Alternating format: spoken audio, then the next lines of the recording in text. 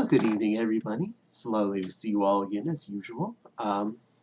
Daisy here to give you a little story time. Tonight's story will be about furry influences in my life. Things that started the ball rolling even before I even really knew what the ball was. To start this story off, we have to go to the extreme way back machine, back to when I was small, back in the early 80s. I was born in 81. You're allowed to know my age. It's not like it's a major secret. Uh, so there wasn't a lot going on TV at the moment. I also lived in the middle of nowhere, so there weren't a lot of channels. We had an antenna for most of my early childhood, so we started off with a pretty rough start here. We did not have a lot of Disney interaction with us. There wasn't much Disney on regular television, so I didn't get to have any Mickey Mouse stuff, Minnie Mouse especially, which I would have loved to have, or Donald Duck, or any of that other fun Disney-esque stuff. Now, but I did have cartoons and things. But before that, even furthest back, and I'll admit to this one, I was watching Sesame Street, and I would really love the idea of Big Bird. Uh, the fact that it was a large walking costume that was all covered in feathers, I had a bit of a fixation on that. I was pretty quiet about that, but it was step one, effectively, in furry induction. Uh, I liked it. I secretly wanted to be it. Looked into it at this point. Costumes of Big Bird are either really ugly or really bad fabric. You're not going to get a big a body of feathers and a big head. You're going to get sadness. So there's no happy emulation I can figure out here. I accept that. That's not life. I bought other stupid costumes for that, and they've been on this YouTube. Now that was the first point. Next would be Saturday morning cartoons, and especially I would say the Warner Brothers Looney Tunes cartoons. There were a lot of characters on here. Obviously, it was like a menagerie of anthropomorphic critters. But a couple really stick out as ones that were major players in my influences. First and definitely bigger of the two in this case, probably, was actually Pepe Le Pew. He was always the romanticness of him. He was always pictured so fluffy, and he looked soft. He looked incredibly soft at all times, and you just wanted to hug him. And the fact that he would wrap the kitty up in his tail occasionally, I so wish that was me, or the fact that I could do that. That was just, stupid skunk. Why did you do things to me? Anyway, next, another critter, which this might not come as a shock looking at what you're staring at.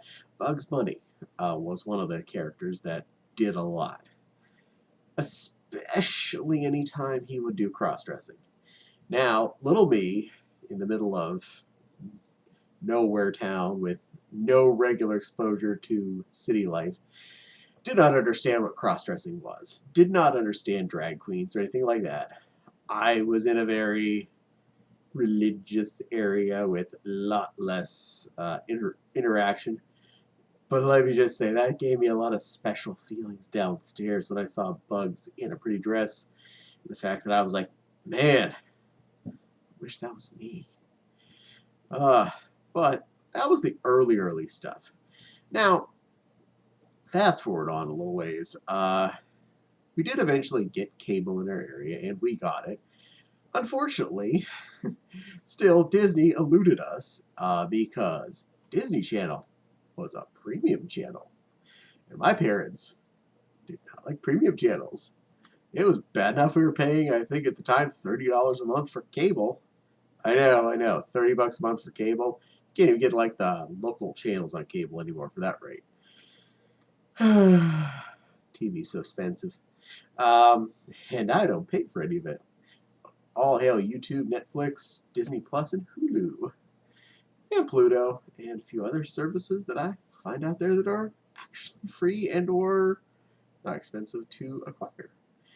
Um, and a good internet connection really helps there too. um, so we may not have had the Disney Channel, but we did get the Disney Afternoon. And I will definitely say that was a big kicker. Now here, all right, this is a little bit controversial. You know, Webby was an influence. I love the new Webby, mind you, I really do. But back then, at that point, little girl Webby, the little girly girl, flavor pink Webby was kind of an influence. Next up, right after that, next time slot, in fact, Rescue Rangers. So I would definitely put Chip, Dale, Gadget, definitely all three as constant players that were definitely high influencers. Gadget, very much so. She made uncomfortable thoughts in my little budding pubescent brain. She was hot. And there were a few other characters that came on, like one episode, like Foxglove the Bat. And it was just like, what? You just made up. Yeah, okay. Well, that's another little nugget in my brain towards little conversion system. Now, there were other characters in these shows and other Disney afternoon shows that did have some reaction here. Unfortunately, we didn't keep getting that till very far into their cycle. I believe we got to Goof Troop being one of the shows that we had, and then shortly thereafter, then we lost having a Disney afternoon on our channel that had it. So I lost my Disney. Again, I didn't have it in the first place, and then I lost what little I got. But the candle was lit there. I knew I liked the Disney animation. But it was not all just going to be Disney. Later on, of course, there were Digimon showed up. There were quite a few Digimon that hit the special button, and it's no secret from one costume I built. Digimon definitely had influence. Renamon was a big hit with me, and uh, that was just an amazing moment of I really liked it. It just sparked me right, and she was a character that really imprinted on me. I don't know what to say. It was just a thing. It was like boom, this is part of your life. Now, getting into high school, I had a friend, one of my best friends, my absolute best friend in high school. Uh, I would go over and visit all the time. And one little benefit of my life, I apparently accidentally make friends with the rich kid. I don't know how I managed this. I got friends with one of the well-off children who parents had a thing of buying pretty much anything that was in a white clamshell box marked Disney and or anything else similar. So I went through the process of borrowing and watching pretty much everything Disney had made that was printed out on the special white box collection, plus everything else that all the other manufacturers made that they tried to make look like Disney clamshells and didn't quite try. But I mean, there was so many movies on their shelves. I borrowed them one after the other until I got all the way through. There was a lot of movie gone through. I saw a lot of Disney animation. So at this point now, Robin Hood has gone through my head. That's in there. Maid Marian, Robin Hood. Oh, you two are in there. You're glued into that special spot. Oliver and Company actually was really high on the list, especially Georgette, uh, the poodle. She was just, oh, she's so pretty. I, I I not only wanted to swoon after her, but I wanted to be her. So I was having confusing thoughts then in the middle of my Christian upbringing because that wasn't good things to think about, being a girl dog that is pretty and I'm a boy and that doesn't work. Boy, was my head messed up at this point. I did, though, also get a major obsession for 101 Dalmatians. Um, and them as a whole. So I really loved the characters. I loved the Dalmatian pups. I loved the adults. They were all just awesome sauce. And my main character name, Cadbig, actually does originate from the 101 Dalmatians cartoon series, which was a name that was actually from the book. Cadbig was actually supposed to be the young one that almost died on birth. Not Lucky, Cadpig, because she was too small and they had to resuscitate her. So there you go. And Cadpig specifically, after having watched that cartoon series, which I had to set up a VCR to tape in the morning because I found out when it was on. It was on after I'd go to school, but I had a VCR and blank tapes. I taped every single episode of that show on VHS. And I believe I still have those somewhere. So, yay! I has those. So, uh, 101 Dalmatians, totes big thing for me. There were some other Disney movies here and there that did have really good characters that hit me hard. Lion King definitely was a big thing. I actually saw that one in theaters. Also, my main character being a lion. I started in my furry world as an artist on the Lion King fan art website. So that's where I dipped my toe in initially. So that's actually just that. I made a lion character, lion. Um, and there were a lot of video game characters eventually that really hit me. Oddly, Sonic the Hedgehog was on my list, and Tails. They were fun, edgy critters. And yeah, I bought Star Fox Adventures, and I loved Crystal. Y'all can keep hating on me for loving Crystal and Renamon, but love Crystal and Renamon. They're on my list. They were influencers in my childhood life. She was late though because that was up in GameCube era, which is around when I was already in college, and we're coming up to the end where I actually had found what furry was. Because I didn't know what furry was through all this time. I had started collecting Dalmatian stuff in high school, which I thought was out of place. I thought I was weird for this, but I was collecting 101 Dalmatian stuff. I was spending time staring at scene grabs and pictures of 101 Dalmatian stuff and trying to redraw them in pixel art, which I actually did not too bad a job, but I mean, looking back, I'm like, yeah, that was MS Paint, all right. That was pixelized. But I had fun, and I was getting into the concept.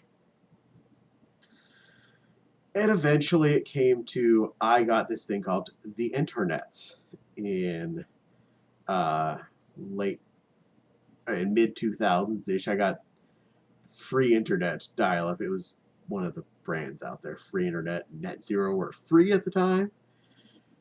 They just sucked, but they were free. So you dial in, you get free connection. Um, I found furry stuff, actual, real furry stuff. Uh, Specifically, I found Tawny DeReal's website, and I was blown away by the concept of what furry was. And this is her early art, so I'm not even talking about her current stuff, which is All right, not to fangirl too much on that, but she's amazing. She's one of my original favorite artists because, well, she's what I found first. Um, I found her stuff, and through that, I found the Lion King fan art website, which I joined and started drawing for. Badly, but I started. I did what I could.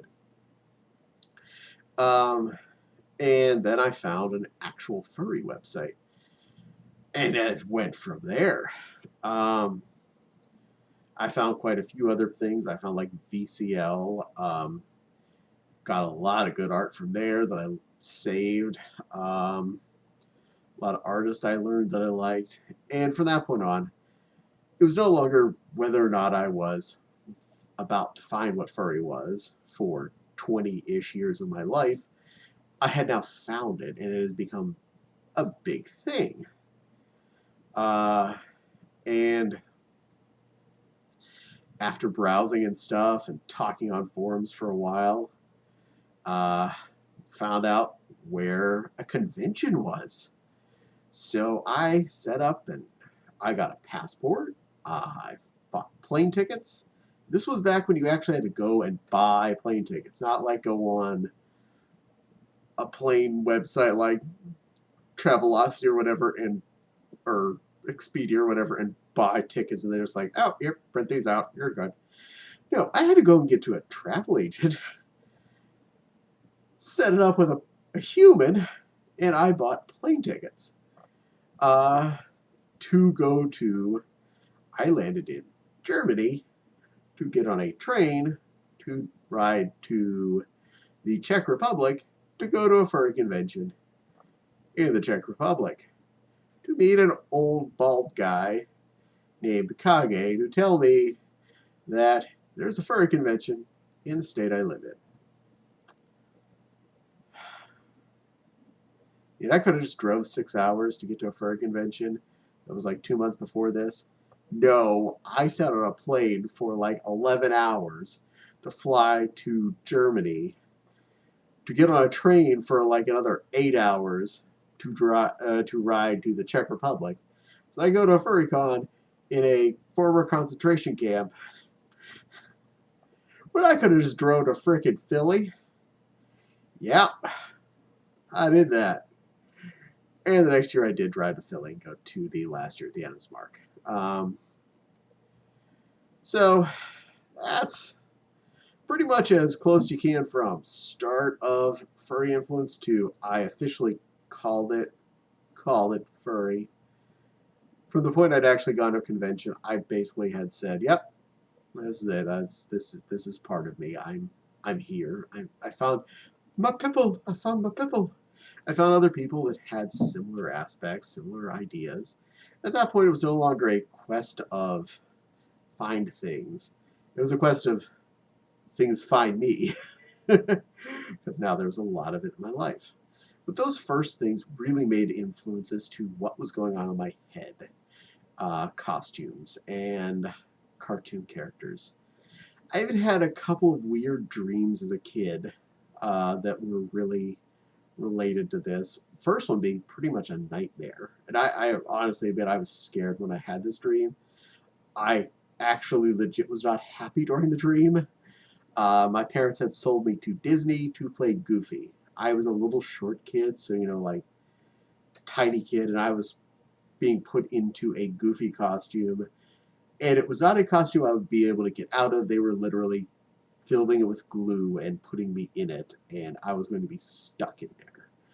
I was legit scared when I woke up. I that was a bad nightmare, but we were like, oh, this sounds kind of fun. Another one was I went to SeaWorld, had popped a balloon of some kind by accident. It was a Shamu balloon, the killer whale, and the punishment for having done such damage was I had to wear it for the rest of the day. And it turned out it was a fuzzy costume. Besides the fact, after it had been deflated, it was fuzzy, so they made me wear it as a costume. It was very Kigu-ish, and it was super soft in my dream. So I was having fun, but doing my best to like be manly and butch and pretend like it wasn't. But even secretly in my dream, I was having a great time having to wear this around the park. Now I wear Kages out in public for fun. So, hey, that dream came true. That's a little tangent there. The first one I had back when I was like early elementary age and possibly sooner. I don't remember exactly when that was. The other one was early teens. Not exactly sure when. Again, I didn't write this stuff down because I didn't think this was going to be an important part of my life later, but there you go. Uh, so that's some furry influences from my life. There are probably tons of other ones that I'm not thinking of, but that's what got my engine going and got me into eventually being a furry thing. Ta-da! All right. Well, I hope you bunnies have all enjoyed this. I like telling you stories like this. Makes me happy to let you all know where I came from and what silly fuzzy thoughts are in my head. So definitely want to thank you for joining me. Do want to hope that you like, comment, and subscribe if you haven't already.